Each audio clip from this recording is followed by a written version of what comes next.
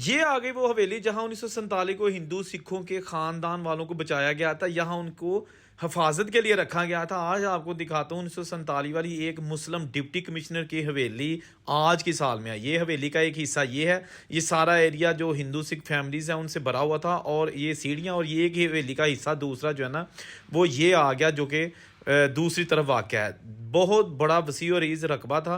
तो ये जनाब डिप्टी साहब थे गुलाम मुस्तफ़ा साहब, जो कि ये गांव है सुहावा डिलवा। वहाँ पर उन्होंने जो अपने इलाके के हिंदू सिख थे उनको पनाह दी थी और कहा था कि आप यहाँ आ जाए मेरी हवेली में, फिर आपको जत्थे कुछ नहीं कहेंगे। और ऐसा ही हुआ, क्योंकि इंडिया में एक बुज़ुर्ग जिन्होंने इंडियन यूट्यूब चैनल को इंटरव्यू दिया था, उनका नाम था श्री मनोहर लाल चोपड़ा। और उन्होंने कहा था कि वहाँ हमारे गांव में एक मुस्लिम डिप्टी साहब थे, उन्होंने अपने घर में जो भी हिंदू ख़ानदान थे वहाँ पे उनको कहा कि आप आ जाओ, आपको कोई कुछ नहीं कहेगा और आप चाहो तो हमेशा के लिए पाकिस्तान रह सकते हो, और आपको जो है ना यहाँ पूरा तहफ़्फ़ुज़ फराहम किया जाएगा। तो ऐसा ही हुआ। ये दोस्तों कमरे अब बर्बाद हो चुके हैं, क्योंकि डिप्टी साहब और इनकी पूरी फैमिली अरसा दराज से लाहौर में मुकीम है, बल्कि 1947 के पार्टीशन से पहले भी ये बेसिकली लाहौर में रहते थे।